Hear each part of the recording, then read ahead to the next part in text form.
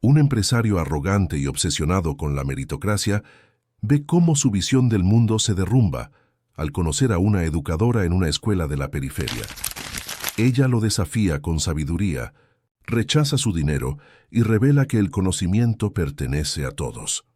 A partir de ese encuentro, él abandona el lujo para sembrar bibliotecas donde antes solo había silencio. El sol de la mañana mexicana iluminaba el ático tríplex en la cima del edificio más alto del Paseo de la Reforma.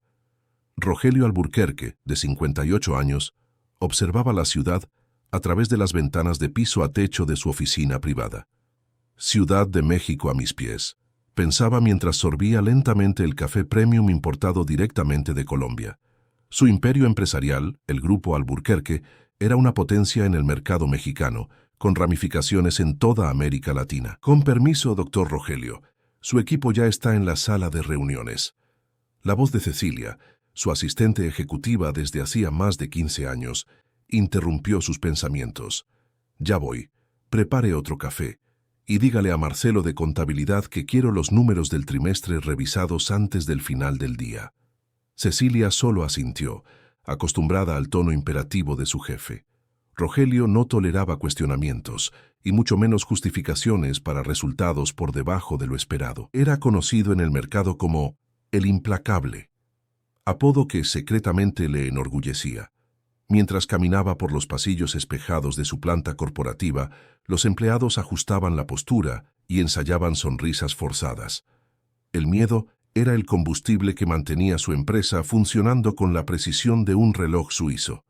Para Rogelio era simple: los fuertes prosperan, los débiles sucumben. Su lema, repetido en cada entrevista y charla motivacional: la miseria es hija de la pereza, quien quiere, conquista. En la sala de reuniones, 8 ejecutivos lo esperaban ansiosamente, todos vestidos impecablemente, con carpetas organizadas y expresiones atentas. Rogelio entró sin saludos. Los resultados del tercer sector están por debajo de lo esperado.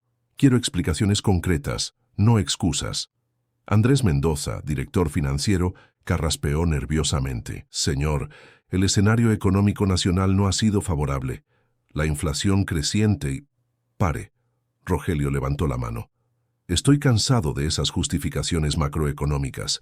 La misma economía que supuestamente nos perjudica no impidió que la constructora Ruiz aumentara su ganancia en un 17% en el mismo periodo. El problema no está allá afuera, está aquí adentro. El silencio pesó en la sala. Rogelio continuó, implacable. Quiero un plan de reestructuración hasta el viernes, recorte de personal, optimización de procesos. Hagan lo que sea necesario para recuperar nuestro margen. Más tarde ese día, en su suite ejecutiva en el último piso, Rogelio concedía una entrevista para la revista Emprendedores de México. La periodista, una mujer de 30 y pocos años, parecía genuinamente fascinada por su trayectoria. Usted vino de una familia de clase media del interior del Estado de México y hoy es uno de los hombres más ricos del país. ¿Cuál es el secreto? Rogelio sonrió repitiendo el discurso que había perfeccionado a lo largo de los años. No existe secreto, existe trabajo. Mientras mis compañeros de universidad estaban en fiestas, yo estaba estudiando. Mientras ellos dormían, yo trabajaba. La fórmula es simple: disciplina, enfoque y cero tolerancia con la mediocridad. ¿Y qué piensa sobre los programas sociales del gobierno? Crear muletas para quien debería aprender a caminar solo. Su tono era definitivo. Soy la prueba viva de que cualquiera puede vencer en este país. No necesité de cuotas, subsidios o favores. Solo determinación. La periodista parecía incómoda, pero prosiguió. ¿Existe algún proyecto social que usted apoye? Mi empresa emplea a más de 5.000 personas. Ese es mi proyecto social. Enseño el valor del trabajo, no de la dependencia. Después de la entrevista, Rogelio recibió una llamada de Paula Vázquez, su relacionista pública. La entrevista fue excelente, doctor Rogelio, pero tenemos un asunto pendiente. La inauguración de aquella biblioteca comunitaria en el barrio de San Miguel. Usted había prometido asistir, ¿recuerda? Rogelio frunció el ceño. Vagamente recordaba haber acordado algo así durante un evento benéfico, meses atrás. Probablemente después de algunas copas de champán En un momento de debilidad, cancele. Estoy ocupado. Señor, ya confirmamos con la prensa. El proyecto recibió una pequeña donación del Instituto Alburquerque. Sería estratégicamente malo no asistir, especialmente después de aquel reportaje cuestionando su compromiso social. Rogelio suspiró. Las relaciones públicas eran un juego tedioso, pero necesario. ¿Cuánto tiempo llevará? Solo 1 hora. Fotos, un pequeño discurso, cortar la cinta, y luego usted puede ir a la reunión en el club de banqueros.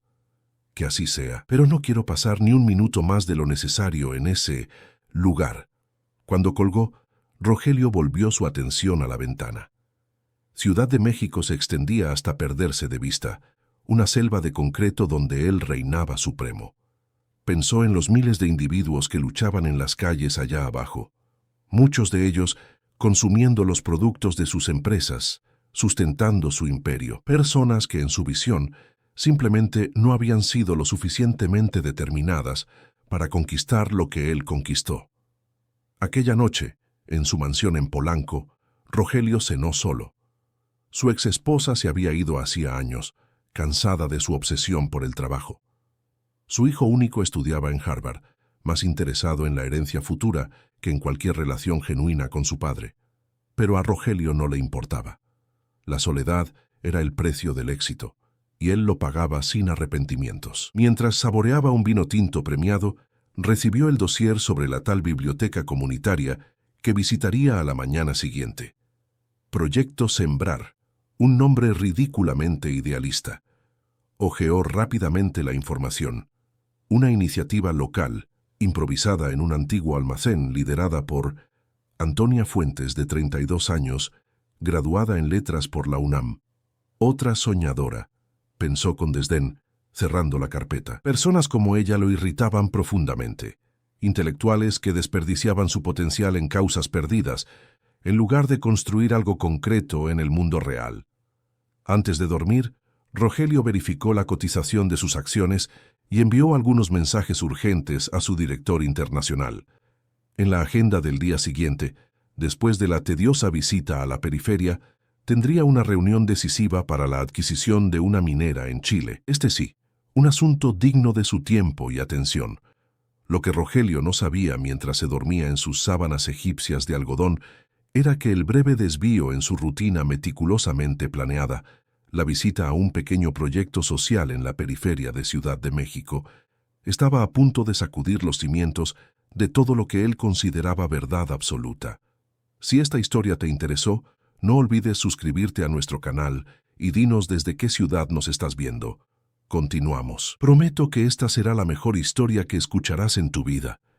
El Mercedes blindado de Rogelio serpenteaba por las calles estrechas del barrio de San Miguel, desentonando completamente con el paisaje local. A su lado, Paula consultaba nerviosamente el reloj. «Estamos atrasados, doctor Rogelio. La prensa ya debe estar en el lugar». Rogelio apenas oía. Observaba con incomodidad el escenario que se desplegaba por la ventana polarizada. Niños jugando a la pelota en terrenos baldíos, pequeños comercios improvisados, ropa colorida tendida en tendederos entre edificios inacabados. «¿Cuánto tiempo más en este laberinto?», preguntó impaciente. «Llegamos en 5 minutos. El chofer está siguiendo el GPS». Cuando finalmente se detuvieron frente a un almacén reformado, Rogelio suspiró. La fachada recién pintada exhibía un colorido mural con el nombre Proyecto Sembrar en letras estilizadas. Una pequeña aglomeración de personas esperaba en la entrada, incluyendo algunos reporteros y fotógrafos. «Recuerde, solo un breve discurso sobre la importancia de la educación, algunas fotos y estamos libres», instruyó Paula, ajustando la corbata de Rogelio antes de que él saliera del vehículo. Tan pronto como pisó la acera, Rogelio asumió su personaje público. Sonrisa calibrada, postura confiada, apretón de manos firme. La pequeña multitud parecía genuinamente impresionada con su presencia, lo que alimentaba su ego. Las cámaras disparaban mientras era conducido dentro del almacén. El interior lo sorprendió. Esperaba encontrar un ambiente improvisado y precario, pero había organización y cuidado en cada detalle. Estanterías bien construidas acomodaban libros catalogados, Mesas de estudio ocupaban el espacio central y las paredes exhibían mapas, ilustraciones científicas y trabajos artísticos de los alumnos. Doctor Rogelio, sea bienvenido al Proyecto Sembrar. La voz femenina y segura hizo que él se girara. Antonia Fuentes no era lo que él esperaba. Ningún rastro de subserviencia o deslumbramiento en su mirada. Vestía de manera sencilla pero elegante. Pantalón de lino, camisa blanca y un collar de cuentas coloridas que parecía artesanal.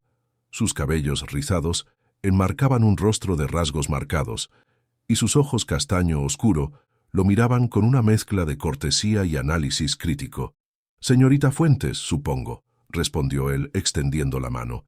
«Impresionante lo que han logrado hacer aquí, considerando las limitaciones».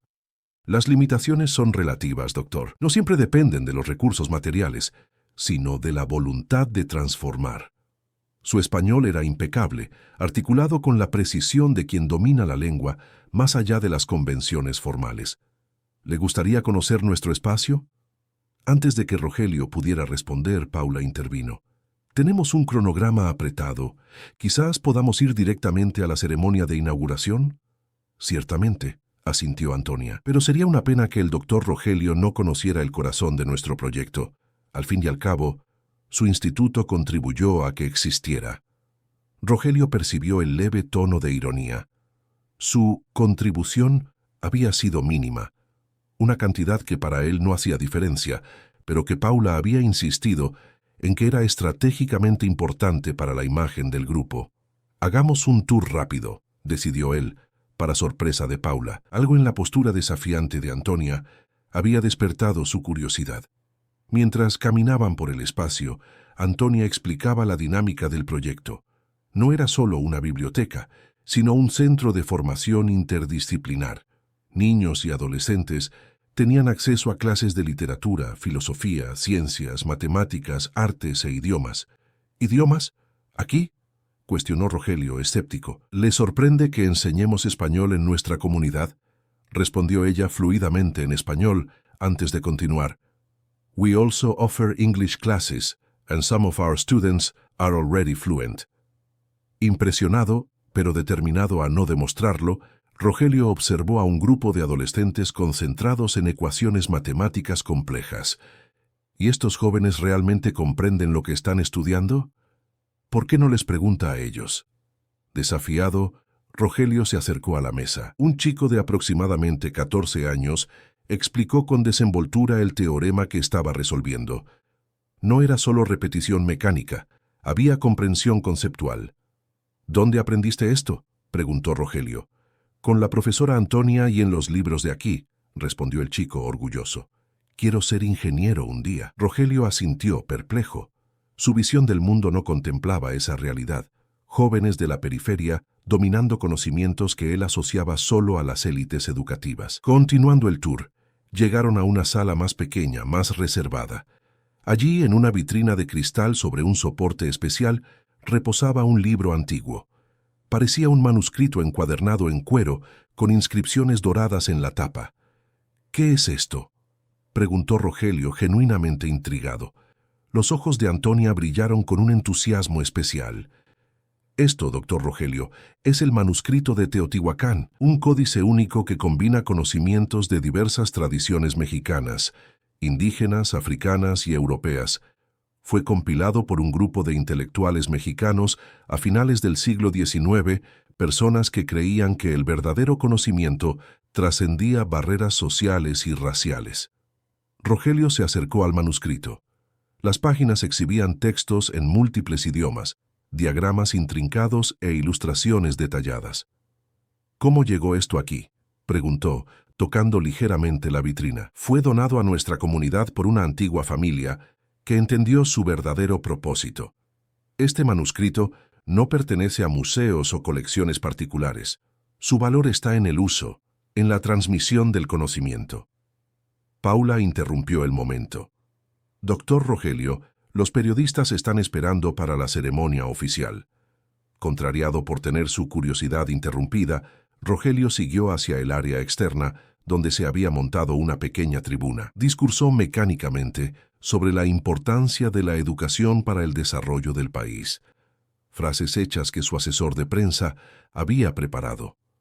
Durante todo el discurso, percibió a Antonia observándolo con una expresión analítica, como si pudiera ver a través de su fachada ensayada. Esto lo incomodaba profundamente.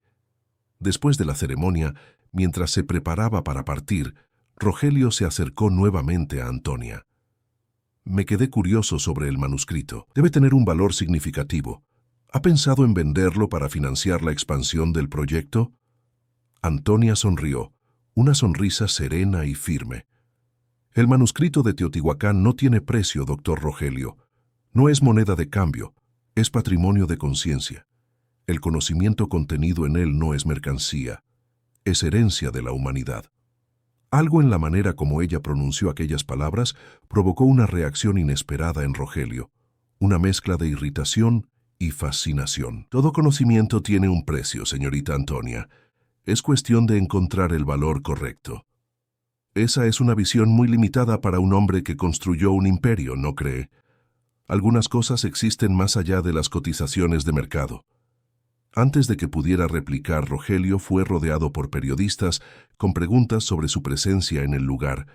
Cuando finalmente logró zafarse y volver al coche, algo había cambiado dentro de él. Una inquietud sutil, como una pequeña piedra en el zapato de su certeza inquebrantable. Fue más demorado de lo previsto, se quejó Paula, entrando en el vehículo tras él. Pero las fotos quedaron excelentes. Ya están circulando en las redes sociales con muy buena repercusión. Rogelio permaneció en silencio, observando por la ventana el almacén que se distanciaba. Vio a Antonia conversando animadamente con un grupo de niños, su rostro iluminado por una convicción que él raramente presenciaba en su círculo de ejecutivos y socios. Mientras el Mercedes avanzaba de regreso al centro financiero de Ciudad de México, las palabras de ella resonaban en su mente. El conocimiento no es moneda de cambio, es herencia de la humanidad. Una afirmación tan contraria a todo lo que él creía, tan opuesta al mundo que había construido, que paradójicamente lo fascinaba. Las semanas siguientes fueron atípicamente perturbadoras para Rogelio Alburquerque. Durante reuniones cruciales, se sorprendía pensando en el manuscrito de Teotihuacán. Por la noche, las palabras firmes de Antonia invadían sus pensamientos, desafiando convicciones que había nutrido por décadas. Aquella visita al barrio de San Miguel, que debería haber sido solo un evento protocolario, se había transformado en una piedra en el zapato de su rutina meticulosamente planeada. «Doctor Rogelio, ¿nos está escuchando?» La voz de Sergio, su director jurídico, lo trajo de vuelta a la realidad de la sala de reuniones. «Sí, claro, la adquisición de la minera. Continúe». Los ejecutivos intercambiaron miradas preocupadas. No era característico del CEO perder el enfoque durante discusiones estratégicas. Después de la reunión, Cecilia entró hesitante en su oficina. «Doctor, ¿se encuentra bien? Canceló 3 compromisos esta semana y aún no revisó los informes trimestrales». «Estoy perfectamente bien», respondió secamente, solo priorizando cuestiones más urgentes. Cuando se quedó solo, Rogelio abrió su notebook y escribió, «Manuscrito de Teotihuacán». Nada relevante apareció en los resultados. Intentó variaciones. Códice Mexicano siglo XIX. Manuscrito Tradiciones Mexicanas. Algunas referencias académicas, nada específico sobre el documento que había visto. Aquello lo intrigaba. En su experiencia, cualquier objeto de valor tenía información disponible, especialistas, evaluaciones. ¿Cómo un manuscrito aparentemente tan significativo permanecía oscuro? Más tarde ese día, en su apartamento, mientras saboreaba un whisky de 30 años, Rogelio tomó una decisión. Llamó a Pablo Ríos, un anticuario y tasador de obras raras, que ocasionalmente lo asesoraba en adquisiciones para su colección particular. «Pablo, necesito una evaluación discreta sobre un manuscrito. Siglo XIX, probablemente. Combinación de tradiciones mexicanas. Se llama Manuscrito de Teotihuacán». Hubo un silencio al otro lado de la línea. «Doctor Rogelio, ¿está hablando en serio? ¿El manuscrito de Teotihuacán? ¿Lo conoce?» Conozco las leyendas. Un códice compilado por un grupo secreto de intelectuales mexicanos, reuniendo conocimientos de las matrices culturales formadoras del país. Muchos lo consideran solo un mito. Otros, como yo, creen que existió, pero se perdió o fragmentó. Si usted realmente lo localizó, ¿cuánto valdría en su opinión? Otro silencio. Imposible precisar sin examinar, pero si es auténtico y completo, estamos hablando de una pieza de valor inestimable, no solo monetario. Sería un tesoro cultural nacional. Después de colgar, Rogelio sintió una ola de excitación que no experimentaba hacía años. Una casa digna de su intelecto y recursos. Un desafío a la altura de su determinación. A la mañana siguiente, contrariando su agenda, condujo personalmente hasta el barrio de San Miguel. Sin comitiva, sin prensa, sin el blindaje usual de asistentes. Estacionó el coche importado algunas cuadras antes del proyecto Sembrar, sintiéndose extrañamente expuesto mientras caminaba por las calles del barrio. El almacén estaba concurrido. Niños de diferentes edades entraban y salían, cargando libros y materiales. Al entrar, Rogelio percibió miradas curiosas. Claramente, un hombre de traje italiano impecable no era una presencia común allí. Una joven voluntaria se acercó. ¿Puedo ayudarle, señor? Busco a Antonia Fuentes. La profesora Antonia está en la sala de estudios avanzados, por allí. Señaló un pasillo lateral. Rogelio la encontró orientando a un pequeño grupo de adolescentes que discutían animadamente sobre un texto. Antonia levantó los ojos y no pudo ocultar la sorpresa al reconocerlo. «Doctor Rogelio, qué visita inesperada. ¿Podemos conversar en privado?» Ella asintió, orientó brevemente a los alumnos a continuar la actividad y lo condujo hasta una pequeña sala que servía como oficina administrativa. «¿En qué puedo ayudarlo?», preguntó, indicándole una silla simple. No había subserviencia en su tono, solo una cordialidad educada. «Vine a hacer una propuesta». Rogelio fue directo, como en sus negociaciones empresariales. «Quiero comprar el manuscrito de Teotihuacán». Antonia no demostró sorpresa, como si ya esperara ese movimiento. «Como ya le dije, el manuscrito no está a la venta. Todo tiene un precio. Estoy dispuesto a ofrecer 1.000.000 de pesos». Antonia sonrió levemente. «Doctor Rogelio, ¿cree que no entendemos el valor de lo que tenemos aquí? El manuscrito vale mucho más que eso, incluso por las métricas del mercado que usted venera. 2.000.000 entonces». Rogelio nunca había sido rechazado en una negociación.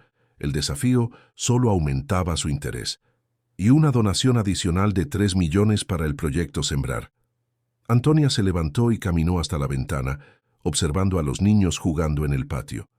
«Usted realmente no comprende, ¿verdad? No se trata de dinero. El manuscrito de Teotihuacán representa algo que el dinero no puede comprar. Continuidad cultural, resistencia al olvido, conocimiento como bien común». Se giró para mirarlo. «¿Qué pretende hacer con él si lo adquiere?». La pregunta lo tomó desprevenido. «Añadirlo a mi colección particular. Quizás eventualmente donarlo a alguna institución. Y mientras tanto, permanecería encerrado en alguna caja fuerte, inaccesible, estéril. Conocimiento sin circulación es como agua estancada, se pudre». Rogelio se sintió incómodamente desafiado. No estaba acostumbrado a que se cuestionaran sus intenciones. «Señorita Antonia, soy un hombre pragmático. 5.000.000. Es mi oferta final». Ella lo observó por algunos instantes, como si estudiara una ecuación compleja. «Me gustaría mostrarle algo, doctor Rogelio, si puede acompañarme». Intrigado, la siguió a través del almacén hasta una sala en la parte trasera. Allí, un grupo de ancianos de la comunidad enseñaba técnicas de artesanía a niños pequeños. La escena era de una armonía que parecía extrañamente alienígena para Rogelio. Generaciones diferentes colaborando sin jerarquías aparentes. «¿Ve a aquella señora?». Antonia señaló a una anciana de piel morena, cabellos blancos recogidos en un turbante colorido. Doña Remedios. A sus 87 años, guardaba en la memoria historias y cantos que sus abuelos exesclavizados le enseñaron, historias que no están en ningún libro escolar. Aquí registramos esas memorias. Ellas están siendo integradas a un apéndice del manuscrito. Continuaron andando. En otra sala, adolescentes digitalizaban documentos antiguos en computadoras. Estamos creando una versión digital del manuscrito, enriquecida con las contribuciones de la comunidad. Conocimiento vivo, en expansión, lo opuesto a una pieza de coleccionista. Rogelio observaba, dividido entre la irritación por el rechazo de su oferta y una fascinación renuente por lo que presenciaba. ¿Y aquella sala?, preguntó, indicando un espacio donde varias personas trabajaban concentradas. Nuestro laboratorio de ciencias comunitarias. Estamos documentando el conocimiento medicinal local y comparándolo con los registros del manuscrito sobre plantas nativas. Ya hemos identificado propiedades que la industria farmacéutica aún está descubriendo. Finalmente, regresaron a la sala donde el manuscrito estaba expuesto. Antonia abrió cuidadosamente la vitrina y, para sorpresa de Rogelio, retiró el códice. ¿Quiere verlo más de cerca? Hesitante, él extendió las manos. El manuscrito era más pesado de lo que imaginaba. Sintió la textura del cuero antiguo, observó las páginas amarillentas cubiertas de caligrafía meticulosa en diversas lenguas. Diagramas astronómicos se intercalaban con representaciones botánicas y textos filosóficos. «Esto es extraordinario», murmuró, genuinamente impresionado. ¿Quién lo escribió? Un colectivo, indígenas, negros libertos, europeos disidentes, personas que la historia oficial relegó a los márgenes, pero que produjeron conocimiento inestimable. Este manuscrito es la prueba de que la sabiduría no es privilegio de los poderosos. Las palabras de ella lo golpearon con fuerza inesperada. Entonces su respuesta es definitivamente no. Mi respuesta es, el manuscrito ya tiene un hogar, no está abandonado para ser rescatado, ni perdido para ser encontrado. Está exactamente donde debe estar. Rogelio devolvió el códice, sintiéndose extrañamente derrotado. Nunca, en toda su trayectoria empresarial, había encontrado algo que su dinero no pudiera comprar. ¿Puedo al menos estudiarlo? ¿Aprender más sobre él? El pedido salió espontáneamente, sorprendiendo a ambos. Antonia sonrió, ahora con genuina aprobación. Eso, doctor Rogelio, es una propuesta que puedo aceptar. El manuscrito está abierto a todos los que desean aprender, incluido usted. El grupo Alburquerque bullía de rumores. Durante 3 semanas consecutivas, Rogelio había reorganizado su agenda para incluir tardes libres, algo inédito en sus 30 años de carrera. Cuando se le preguntaba, alegaba cuestiones personales, expresión que jamás había formado parte de su vocabulario empresarial. Sus directores cuchicheaban sobre posibles problemas de salud o quizás un nuevo emprendimiento secreto. Aquella tarde, mientras su chofer lo conducía nuevamente al barrio de San Miguel, Rogelio revisaba mentalmente su estrategia para el manuscrito. Inicialmente, pretendía estudiarlo solo lo suficiente para determinar su verdadero valor y encontrar una manera de adquirirlo. Sin embargo, con cada visita, esa motivación inicial se transformaba en algo diferente, algo que él aún no conseguía, o no quería, nombrar. «Llegamos, señor», anunció el chofer, estacionando a algunas cuadras del proyecto Sembrar.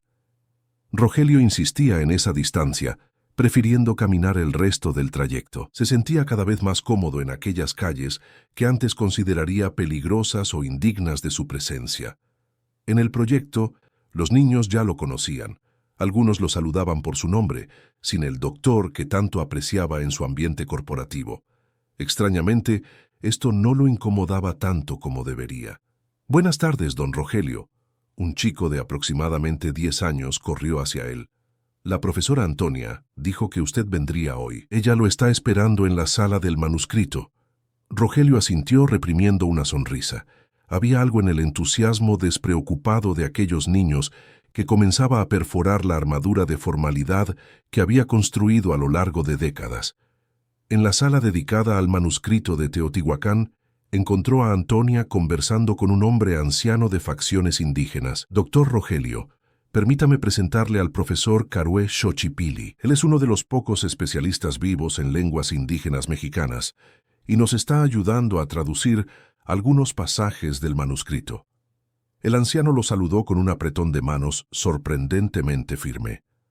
El manuscrito contiene fragmentos en al menos 5 lenguas indígenas diferentes, explicó Carué. Registros lingüísticos que considerábamos perdidos. El profesor Carué cree que encontró referencias a un sistema matemático tupi-guaraní que precedió muchos cálculos atribuidos a matemáticos europeos, completó Antonia. Rogelio observó al anciano con creciente curiosidad.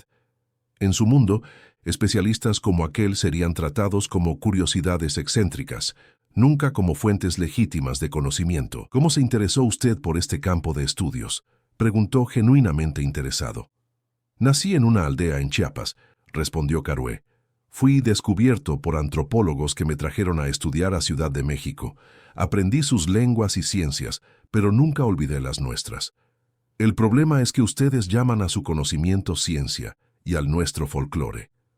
La observación golpeó a Rogelio como un puñetazo inesperado. Reconoció en aquellas palabras simples una verdad incómoda sobre sus propios prejuicios. Bueno, hoy vamos a continuar analizando la sección sobre astronomía, interrumpió Antonia, percibiendo el impacto de la conversación.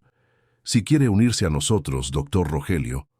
En las horas siguientes, Rogelio se sumergió en el estudio de mapas celestes que combinaban observaciones astronómicas precisas con interpretaciones cosmológicas de diferentes culturas. Carué explicaba sistemas de calendario indígenas de sorprendente exactitud, mientras Antonia trazaba paralelos con conocimientos astronómicos africanos registrados en el manuscrito. Es extraordinario cómo estas diferentes tradiciones llegaron a conclusiones similares por caminos completamente distintos, comentó Rogelio, genuinamente impresionado. Quizás porque la verdad no es propiedad exclusiva de ninguna cultura, respondió Antonia con una sonrisa sutil. Cuando Carué se retiró para atender otros compromisos, Rogelio y Antonia continuaron estudiando el manuscrito. En determinado momento, él notó un pasaje en latín que parecía fuera de contexto. Esto parece una cita de Séneca, pero está modificada, observó, inclinándose sobre el texto. Antonia lo miró con sorpresa genuina.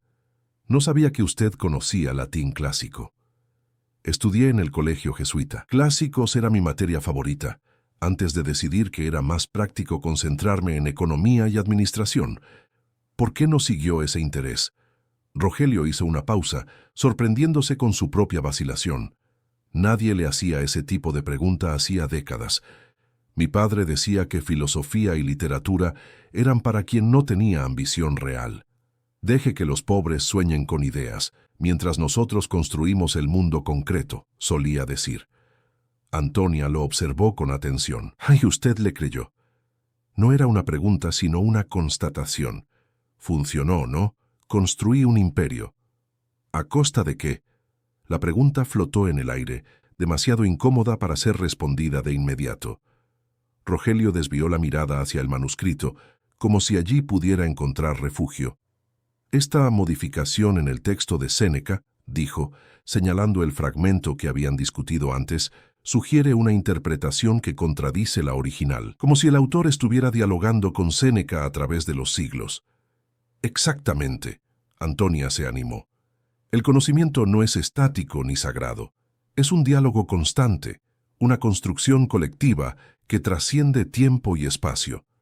Es exactamente eso lo que el manuscrito de Teotihuacán representa. La tarde avanzó, y cuando se dieron cuenta, ya era de noche. Rogelio se sorprendió al constatar que había pasado horas completamente absorto en el estudio, sin revisar una sola vez su teléfono, algo impensable en su rutina normal. «Debo irme», dijo finalmente, consultando el reloj.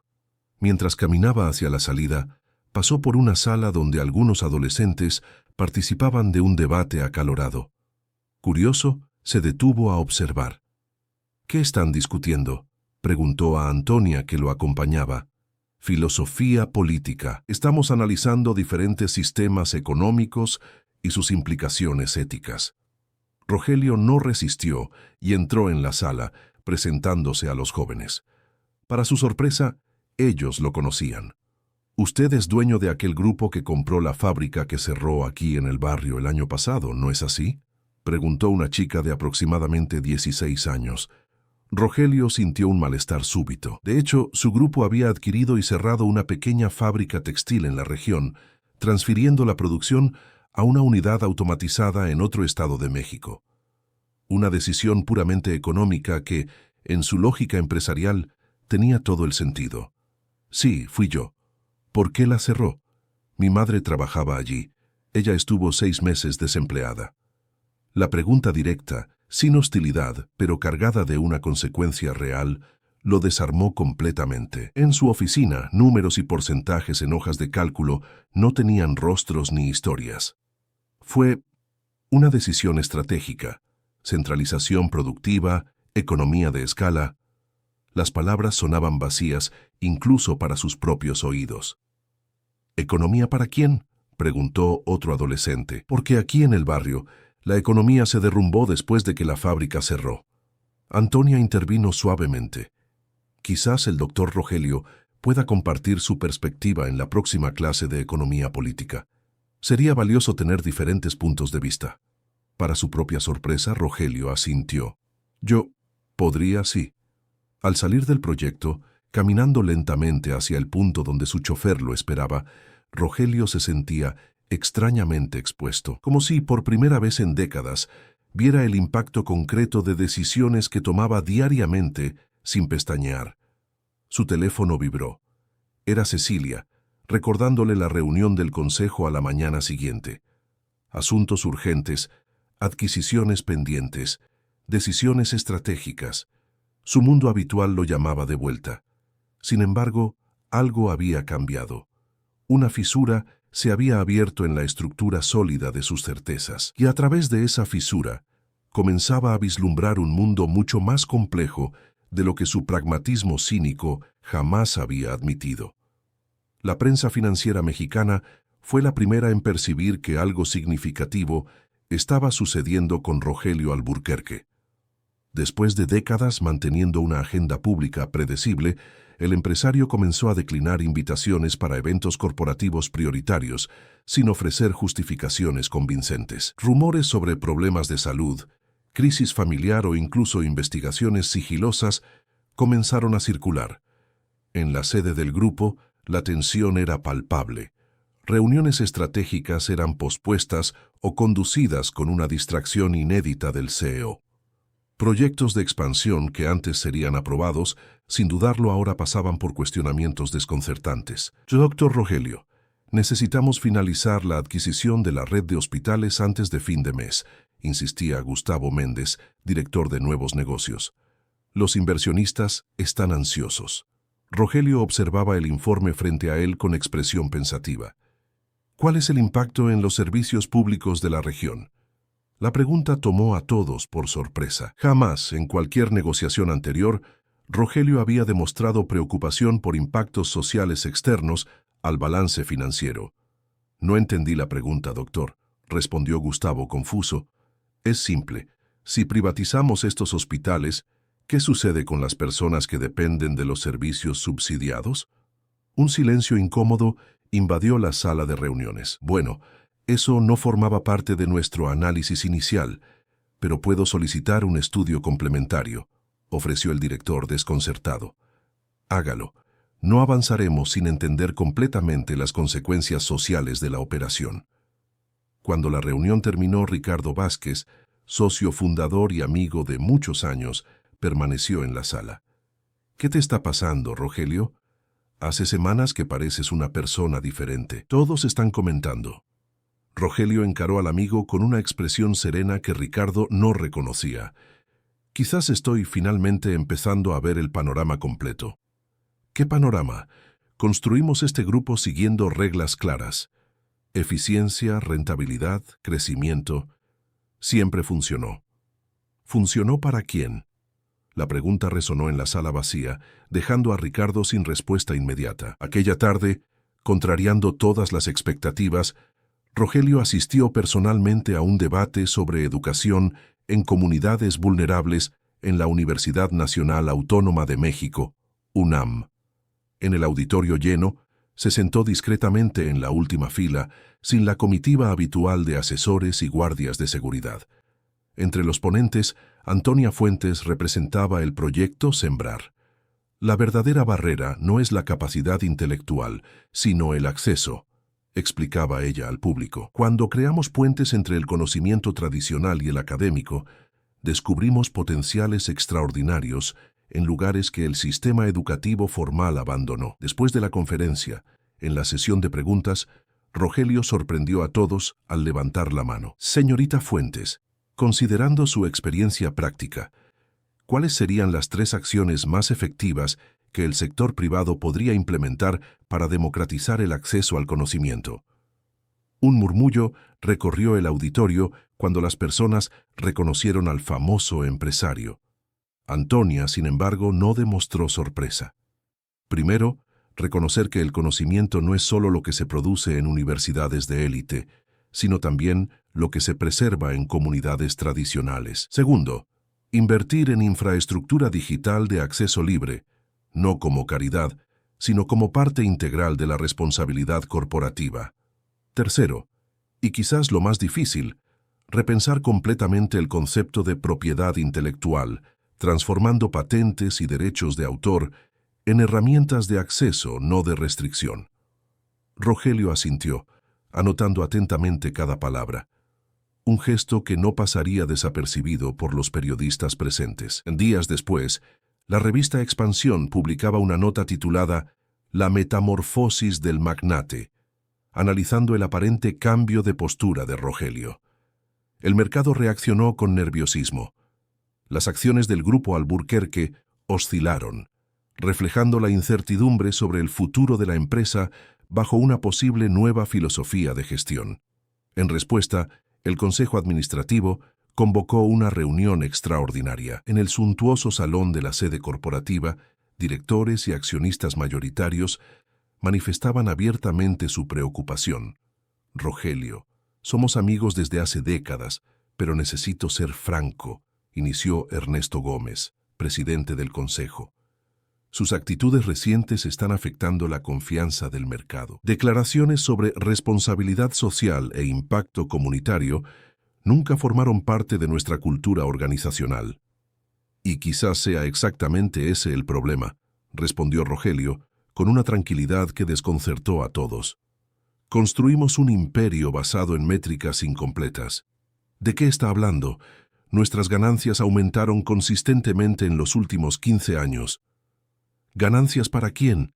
¿A costa de qué? Estas son preguntas que nunca nos hicimos. La reunión se deterioró rápidamente en acusaciones veladas y amenazas sutiles. Al final se estableció un plazo. Rogelio tendría 30 días para reconsiderar su visión estratégica o enfrentaría una moción de desconfianza que podría apartarlo de la presidencia ejecutiva. Aquella noche en su apartamento, Rogelio se sentó en su oficina personal, rodeado de símbolos de éxito que ahora le parecían extrañamente vacíos. Premios, certificados, fotos con políticos y celebridades, testimonios de una trayectoria que súbitamente ya no le traía la satisfacción de antes. Su teléfono sonó. Era Antonia. Me enteré del ultimátum, dijo ella sin preámbulos. Está en los periódicos. Las noticias viajan rápido. ¿Qué pretende hacer? Rogelio dudó. Era una pregunta que él mismo se venía haciendo. Aún no lo sé. Pasé décadas construyendo este grupo. Es mi obra, mi legado. Los legados pueden ser reconstruidos, reimaginados. Un breve silencio. ¿Por qué me está llamando Antonia? No soy exactamente un aliado natural de su trabajo, pero podría serlo. Su voz transmitía una convicción serena. Venga al proyecto mañana. Hay algo que necesito mostrarle. A la mañana siguiente, ignorando la agenda repleta de compromisos corporativos, Rogelio se dirigió al barrio de San Miguel. El proyecto Sembrar parecía diferente, más vivo, más integrado a su conciencia. Reconoció rostros, recordó nombres, se sintió por primera vez parte de aquel microcosmos. Antonia lo condujo hasta una sala que no había visitado antes. Allí, jóvenes y adultos participaban de un taller de planificación comunitaria. Este es el nuevo núcleo de emprendimiento social, explicó ella. Inspirados por el manuscrito de Teotihuacán, estamos desarrollando modelos de negocios que equilibran la sostenibilidad financiera con el impacto positivo. Rogelio Observó a los participantes. Personas que, en otro contexto, jamás habría considerado como potenciales emprendedores o líderes. «Ve a aquel señor», continuó Antonia, indicando discretamente a un hombre de mediana edad. Don Joaquín trabajaba en la fábrica textil que su grupo cerró. Ahora está desarrollando una cooperativa de costureras que utiliza técnicas tradicionales de comunidades indígenas para crear moda contemporánea. Ya han conseguido 3 contratos con marcas independientes. La información golpeó a Rogelio con fuerza imprevista. Aquel hombre, que podría fácilmente ser solo un número en una hoja de cálculo de despidos, había reconstruido su vida profesional de forma innovadora. ¿Cómo financian estos proyectos? Con dificultad, admitió Antonia. Trabajamos con microfinanciamientos colaborativos, alianzas puntuales, pero el potencial es limitado por los recursos. Rogelio comprendió inmediatamente a dónde llevaría aquella conversación, pero sorprendentemente no sintió el cinismo habitual que solía reservar para las solicitudes de financiamiento. «No estoy aquí para pedir dinero», aclaró Antonia, como si leyera sus pensamientos. «Estoy aquí para ofrecerle una perspectiva. El mundo empresarial no tiene por qué ser un campo de batalla donde solo los más fuertes sobreviven. Puede ser un ecosistema donde diferentes formas de valor son reconocidas y cultivadas». Rogelio permaneció en silencio, absorbiendo aquellas palabras. En su mente comenzaba a tomar forma una posibilidad que, semanas atrás, jamás habría considerado. «Necesito pensar», dijo finalmente. «Hay mucho en juego». De regreso al centro de la ciudad, su teléfono no paró de sonar. Llamadas de directores, accionistas, periodistas. El imperio que había construido exigía respuestas, exigía su presencia, exigía que volviera a ser quien siempre había sido. Pero algo fundamental había cambiado dentro de él. El manuscrito de Teotihuacán, con su fusión de conocimientos diversos, había plantado una semilla que ahora florecía en forma de cuestión existencial. ¿Qué tipo de legado realmente quería dejar? La sede del grupo Alburquerque nunca había estado tan agitada como aquella mañana de lunes. Periodistas se aglomeraban en el vestíbulo, accionistas llegaban apresurados, y una tensión palpable flotaba en el aire acondicionado del lujoso edificio. La reunión extraordinaria del Consejo, convocada por Rogelio, había sido anunciada con solo 24 horas de antelación. Una ruptura sin precedentes en los protocolos de la empresa. Cecilia, su asistente de muchos años, lo esperaba en la entrada de la sala de reuniones con expresión preocupada. «Doctor Rogelio, todos ya están aquí. El ambiente no está favorable». Rogelio asintió, ajustándose la corbata. Estaba sorprendentemente tranquilo para alguien a punto de tomar la decisión más controvertida de su carrera. «¿Alguna noticia sobre Pablo Méndez?», preguntó, refiriéndose al único invitado externo que había solicitado para la reunión. «Acaba de llegar. Está en la sala de espera, como usted indicó». «Perfecto». Al entrar en la sala de reuniones, enfrentó miradas que oscilaban entre preocupación, curiosidad y hostilidad declarada. El murmullo cesó inmediatamente. Rogelio caminó hasta la cabecera de la mesa, pero no se sentó en la imponente silla presidencial que había ocupado por décadas. «Señores, señoras, agradezco la presencia de todos en esta convocatoria extraordinaria. En los últimos 35 años, construimos juntos una de las corporaciones más grandes del país. Hoy, sin embargo, no estamos aquí para discutir adquisiciones o fusiones. Estamos aquí para redefinir el concepto de valor». Ricardo Vázquez, su socio más antiguo, interrumpió. «Rogelio, somos amigos desde hace décadas, pero necesito ser franco», inició. «Sus actitudes recientes están afectando la confianza del mercado. Declaraciones sobre responsabilidad social e impacto comunitario nunca formaron parte de nuestra cultura organizacional». «No son divagaciones, Ricardo. Es una reevaluación estratégica fundamental». Rogelio hizo una pausa antes de continuar. «En los últimos meses me encontré con una pregunta simple, pero que cambió completamente mi perspectiva. ¿Qué significa realmente generar valor?». Rogelio activó el sistema de proyección. En la pantalla apareció el balance financiero del último quinquenio. Números impresionantes que demostraban el crecimiento continuo del grupo. Estos son los indicadores por los cuales siempre medimos nuestro éxito: ganancia operativa, valor de mercado, retorno a los accionistas. Impresionante, sin duda, pero incompleto. Con un gesto, cambió la presentación. Surgieron ahora gráficos sobre desigualdad social en las regiones donde el grupo operaba, estadísticas de precarización laboral, impactos ambientales. Esta es la otra cara de nuestro modelo de negocios, la cara que, deliberadamente, elegimos ignorar. Ernesto Gómez, presidente del Consejo, se levantó. Esto es absurdo, Rogelio. No somos una ONG, somos una empresa con responsabilidad fiduciaria para con nuestros inversionistas. Exactamente, Ernesto, y es esa visión estrecha de responsabilidad la que pretendo cuestionar hoy.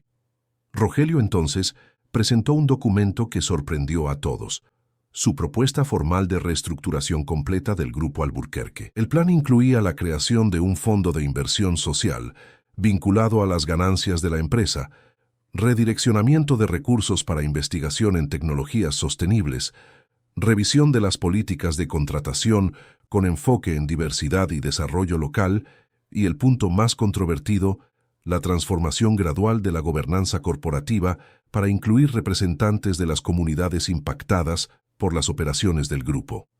La reacción fue inmediata y tempestuosa. Esto es comunismo corporativo. Destruirá todo lo que construimos. Los accionistas jamás aceptarán. Rogelio esperó pacientemente a que los ánimos se calmaran. Hace 6 meses, yo habría reaccionado exactamente como ustedes. Pero algo sucedió. Encontré un conocimiento que no puede ser medido en hojas de cálculo o cotizaciones de mercado. Fue cuando Rogelio hizo un gesto a Cecilia, quien abrió la puerta para Pablo Méndez, el abogado que se encargaba de sus asuntos personales, y para asombro general, Antonia Fuentes. Permítanme presentar a la doctora Antonia Fuentes, coordinadora del proyecto Sembrar, y al doctor Pablo Méndez, quien auxiliará en la explicación de los aspectos jurídicos de lo que propongo. La presencia de Antonia generó un nuevo murmullo. Algunos ejecutivos ya la reconocían de noticias recientes que la asociaban a Rogelio. Rumores sobre su involucramiento con proyectos sociales cobraban en aquel momento contornos más concretos y amenazadores para la estructura tradicional de la empresa. ¿Qué hace esta activista social en una reunión confidencial de nuestro consejo?, cuestionó Ernesto, mal disimulando el desdén. La doctora Antonia representa una perspectiva que ha estado ausente de nuestras discusiones por demasiado tiempo, respondió Rogelio tranquilamente. Y ella es coautora de la propuesta que estoy presentando. La indignación fue casi palpable. Algunos consejeros amenazaron con retirarse. Antes de que tomen cualquier decisión precipitada, continuó Rogelio, me gustaría que Pablo explicara la situación accionaria actual del grupo. El abogado tomó la palabra, presentando documentos que causaron conmoción instantánea. En las últimas semanas, Rogelio había aumentado discretamente su participación accionaria, comprando acciones disponibles en el mercado a un precio premium. Con esto, había consolidado una posición mayoritaria que, combinada con los aliados que aún mantenía en el Consejo, garantizaba la aprobación de prácticamente cualquier propuesta que presentara. «Esto es manipulación de mercado», protestó un director. «Al contrario», corrigió Pablo, «todas las operaciones fueron registradas en los organismos competentes con absoluta transparencia. El doctor Rogelio simplemente ejerció su derecho de adquirir acciones de su propia empresa». Después de minutos de discusión acalorada, Ricardo, que había permanecido inusualmente silencioso, finalmente se manifestó. «Rogelio, nosotros construimos este grupo de la nada. 35 años de trabajo. ¿Qué te pasó?». El tono ya no era de acusación, sino de genuina perplejidad. Rogelio se acercó al amigo de muchos años. «Aprendí que existen diferentes formas de riqueza, Ricardo, y que la mayor de ellas no se guarda en cajas fuertes o acciones». Fue entonces cuando Antonia tomó la palabra, con una serenidad que contrastaba con el ambiente tenso. «Señores, señoras, no estamos aquí proponiendo el fin del capitalismo o la disolución de su imperio corporativo. Estamos proponiendo su evolución, Un modelo que integre rentabilidad con responsabilidad genuina, no como estrategia de marketing, sino como filosofía estructural. Para sorpresa de todos, ella abrió una carpeta y distribuyó ejemplos concretos de empresas globales que habían implementado modelos similares, con resultados sorprendentemente positivos, no solo en términos de impacto social, sino también de sostenibilidad financiera a largo plazo. El mercado está cambiando, continuó. Consumidores, especialmente las nuevas generaciones, exigen más de las corporaciones. Transparencia, ética, propósito. Adaptarse no es solo una cuestión moral, sino también estratégica. Después de 3 horas de intenso debate, la reunión fue clausurada sin consenso definitivo, pero con un comité designado para analizar detalladamente la propuesta. Era más de lo que Rogelio esperaba conseguir en aquel primer enfrentamiento. A la salida, mientras los reporteros intentaban desesperadamente obtener declaraciones sobre los rumores de una revolución corporativa en el grupo Alburquerque, Rogelio y Antonia escaparon por una salida alternativa. «Fue solo el primer paso», comentó ella, mientras caminaban por una calle lateral. «El camino será largo, pero necesario», completó Rogelio. «Ya no puedo ver el mundo como antes». Semanas se transformaron en meses de intensa negociación. La transformación del grupo Alburquerque se convirtió en un caso de estudio en escuelas de negocios y tema de intenso debate en los medios económicos.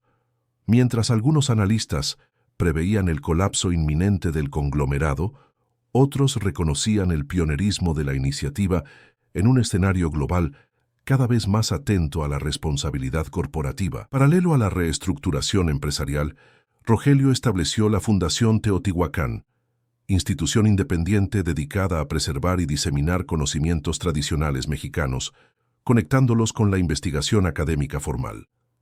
El primer proyecto de la Fundación fue la digitalización completa del manuscrito de Teotihuacán, haciéndolo accesible a investigadores y comunidades tradicionales en todo el país. Un domingo soleado, casi un año después de su primera visita al proyecto Sembrar, Rogelio participó en la inauguración de la nueva sede de la iniciativa, un complejo educativo construido en un terreno donado por su fundación. A diferencia de las ceremonias corporativas a las que estaba habituado, no había cordón de aislamiento separando a las autoridades de la comunidad. Niños corrían libremente por el espacio, ancianos compartían historias con jóvenes universitarios y representantes de comunidades indígenas conversaban con investigadores académicos. En un rincón del salón principal, protegido por una vitrina moderna, pero aún accesible a todos, el manuscrito de Teotihuacán ocupaba una posición destacada. Al lado, una pantalla interactiva permitía navegar por su versión digital, enriquecida con contribuciones contemporáneas de diversas comunidades. Antonia se acercó a Rogelio, quien observaba silenciosamente el movimiento. ¿En qué está pensando? En cómo estuve ciego por tanto tiempo. Construí un imperio basado en una visión tan limitada de éxito. Ella sonrió. El conocimiento verdadero es así. Una vez que lo encontramos, no podemos volver a la ignorancia anterior. En aquel momento, se les acercó una niña de aproximadamente 10 años, alumna del proyecto. «Profesora Antonia, ¿quién es este señor que ayudó a construir nuestra nueva escuela?» Antes de que Antonia pudiera responder, Rogelio se agachó al nivel de la niña. «Soy solo alguien que está aprendiendo que el valor real no se mide por los bienes que acumulamos, sino por el conocimiento que compartimos». La niña pareció reflexionar profundamente sobre aquellas palabras antes de responder con la sabiduría desconcertante de los niños. Como dice aquella frase del manuscrito que estudiamos ayer, sabiduría guardada es como semilla en el armario. Nunca se convierte en árbol. Rogelio sonrió genuinamente conmovido. «Exactamente. ¿Y tú qué quieres ser cuando seas grande?» «Quiero ser como la profesora Antonia, enseñar a la gente a pensar». No puedo imaginar un objetivo más noble. Mientras la niña se alejaba, Rogelio y Antonia caminaron hasta el balcón que ofrecía vista panorámica al barrio. El barrio de San Miguel, que un día él había visto solo como un lugar a ser evitado, se revelaba ahora como un mosaico complejo de vidas, historias y potencialidades. «¿Sabe qué es lo que más me impresiona?», comentó él. ¿Cómo fui arrogante al pensar que podría ayudar a esta comunidad? En realidad, fue ella la que me salvó de una vida de significado superficial. Quizás sea esa la verdadera lección del manuscrito de Teotihuacán, respondió Antonia, contemplando el horizonte de la ciudad, que el conocimiento más valioso es aquel que nos transforma por dentro, que reescribe nuestra propia historia. En el patio debajo de ellos, niños de la comunidad recitaban al unísono un fragmento del manuscrito, un poema sobre cómo la verdadera libertad comienza en el pensamiento crítico y en la conciencia compartida. Sus voces jóvenes llevaban la sabiduría antigua, transmitida a través de generaciones, ahora fortalecida por nuevos recursos y posibilidades. El imperio de Rogelio Alburquerque no se desmoronó, como muchos predijeron, se transformó, y en esa transformación encontró un propósito que trascendía balances financieros y cotizaciones de mercado, un legado que no podría ser medido en cifras, sino en vidas transformadas por el acceso al conocimiento. El manuscrito de Teotihuacán, que él un día había intentado comprar por millones, le había dado un regalo inestimable: la comprensión de que el verdadero valor no está en la posesión, sino en el compartir, no en la acumulación, sino en la circulación generosa del saber. Y así, en una tarde soleada en la periferia de Ciudad de México, entre niños curiosos y libros bien manejados, el hombre que un día fue conocido como el Implacable sonrió, finalmente en paz con su propio camino y con el legado que había elegido construir. Queridos oyentes, esperamos que la jornada de Rogelio Alburquerque haya tocado sus corazones y provocado reflexiones sobre el verdadero valor del conocimiento en nuestras vidas. Para seguir explorando historias transformadoras como esta, hemos preparado una lista de reproducción especial que encontrarán haciendo clic en el enlace a su izquierda. Si esta narrativa resonó en ustedes, no olviden suscribirse a nuestro canal, dejar su me gusta y compartir sus pensamientos en los comentarios.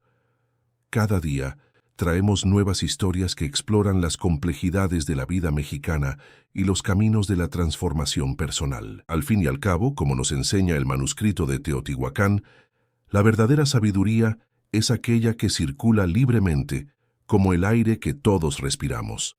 Los esperamos en nuestra próxima narrativa.